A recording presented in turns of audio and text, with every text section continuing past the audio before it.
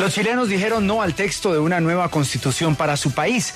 ¿Esto qué implicaciones tiene? Juan David Cardoso con su invitado. Muy buenas tardes, Montoya. Pues tenemos a un invitado muy especial. Su nombre es David Landau. Él es doctor en ciencia política, abogado de Harvard, profesor de Mason Law de la Facultad de Derecho de la Universidad Estatal de Florida y experto en diseño constitucional, porque Chile rechaza el texto de una nueva constitución por una abrumadora mayoría del 61%. Doctor Landau, muy buenos días, buenas tardes para usted, bienvenido a la W. No, buenas tardes, gracias por la invitación.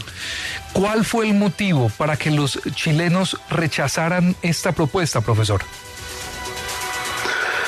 Pues yo creo que la convención estaba elegido en un momento seleccionado, en un momento muy excepcional en el país, después de las protestas masivas del 2019, ¿no? Y yo tengo el sentido de que la convención estaba redactando un texto por ese momento, pero que ya ha cambiado bastante el momento. Y en ese contexto político, la verdad es que no había apoyo de una mayoría por la nueva, pues el borrador de la nueva constitución. Sí, doctor, el presidente de Chile, por supuesto, se pronunció, se comprometió a impulsar un rápido y nuevo proceso constituyente, pero ¿cómo podría hacerlo el jefe de Estado cuando la mayoría está tan arraigada en el no y sobre todo cuando no hay un apoyo tan prominente a esta nueva constitución?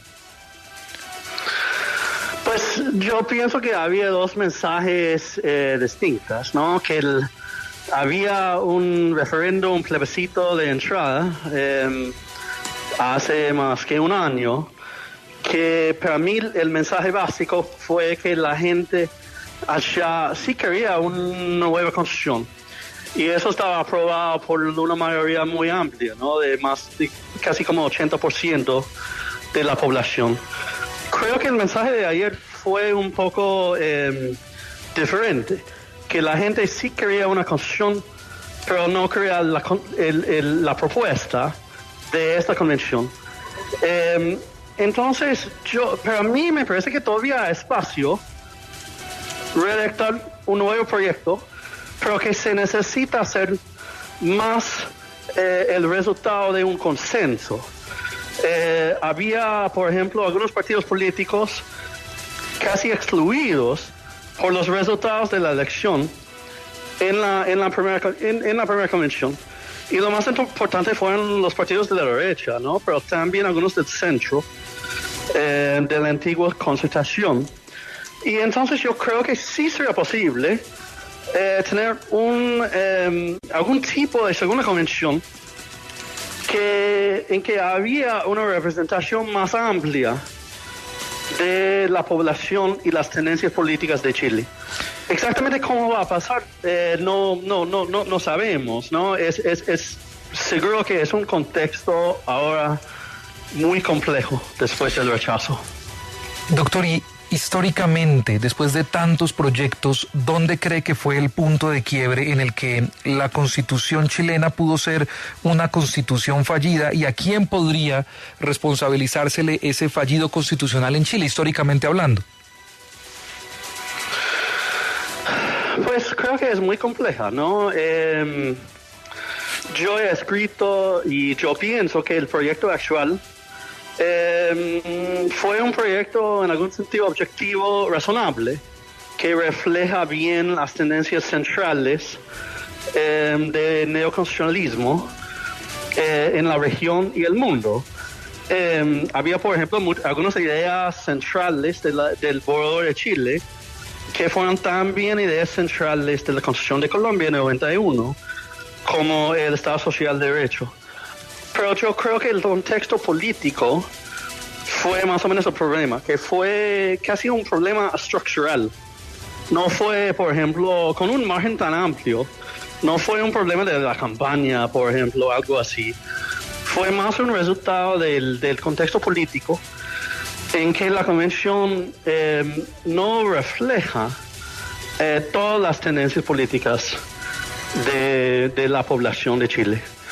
Y entonces yo creo que lo más importante es que qué va a pasar ahora, ¿no? Y creo que va a ser muy compleja por el presidente Boric, pero también necesario empujar algún tipo de nuevo proceso que refleja mejor un consenso de la población chilena.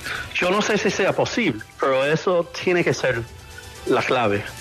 Doctor, el hecho de que haya sido un voto obligatorio el del domingo, ¿qué tanto ayuda o no para conocer el deseo del pueblo? Más allá de hablar de participación, ¿usted cree que este tipo de voto puede ser positivo en América Latina, en otros escenarios, la votación obligatoria?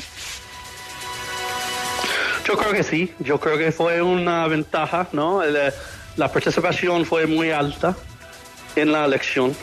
Y fue interesante ver también que muchas de esas personas que normalmente no votan estaban votando en la elección.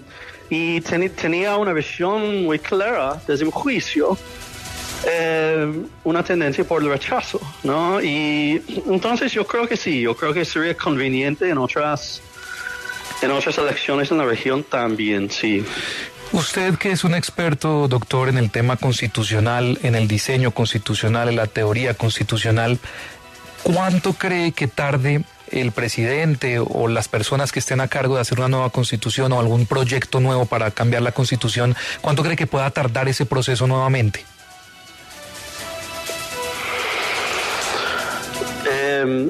Si puede repetir una vez la pregunta. Le pregunto usted que es un experto en el tema, ¿cuánto cree que pueda tardar de nuevo en realizarse otro proyecto para cambiar la Constitución en Chile, si así se quisiera, como lo dijo el presidente Boric? ¿Cuánto cree usted que pueda demorarse este proceso nuevamente? Pues yo creo que bastante, pero tiene que hacerlo lo más rápido posible, ¿no? Es como... Ese proceso fue bastante largo, fue como un año la convención. Yo estaba allá observando por más o menos 2 meses lo que estaba pasando y fue un proceso cuidadoso y bastante largo. Yo creo que lo nuevo es complejo. Yo dudo mucho que hay energía por un proceso muy extenso, que es el segundo convención, ¿no? Entonces... creo que el presidente necesita pensar, y el Congreso también, en la manera en que sea posible un proceso un poco más breve, quizás un poco más controlado en algún sentido. Y exactamente cómo va a pasar, yo no sé, ¿no? Pero creo que sería posible, por ejemplo, utilizar como base el borrador actual, que sí tiene algunos elementos positivos importantes, algunas innovaciones importantes.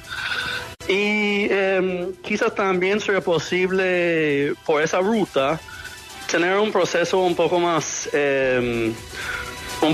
breve, ¿sabes? Claro. Pero el proceso de redactar una constitución no es algo de una semana, ¿no? Se necesita tiempo. Claro. Doctor, finalmente el presidente de Colombia, Gustavo Petro, trinó al respecto del plebiscito en Chile y dijo: revivió Pinochet. Solo si las fuerzas democráticas y sociales se unen será posible dejar atrás un pasado que mancha a toda América Latina y abrir las alamedas democráticas. Revivió Pinochet, dice el presidente Gustavo Petro. ¿Cuál es su opinión al respecto? Pues creo que es cierto en algún sentido que la constitución de Pinochet de 80 ya tiene viva, ¿no? Por el resultado. Pero al mismo tiempo lo que es interesante en el contexto chileno es que incluso en la derecha la mayoría de los actores están diciendo que sí querían otra constitución. Entonces, en el sentido sociológico, yo creo que todavía la constitución de 80 está muerta, ¿no? Y entonces creo que el problema central es si todavía la tarea central en Chile es la redacción de una nueva constitución por el futuro. ¿Cómo podemos hacerlo? Y creo que es más compleja ahora que antes, Pero todavía me parece que posible y muy importante redactar una nueva constitución que sea fruto del consenso social y político. Pues él es el doctor en ciencia política, abogado de Harvard y experto en diseño constitucional, David Landau. Muchas gracias, doctor, por estar con nosotros esta tarde en Contrarreloj. Gracias a usted.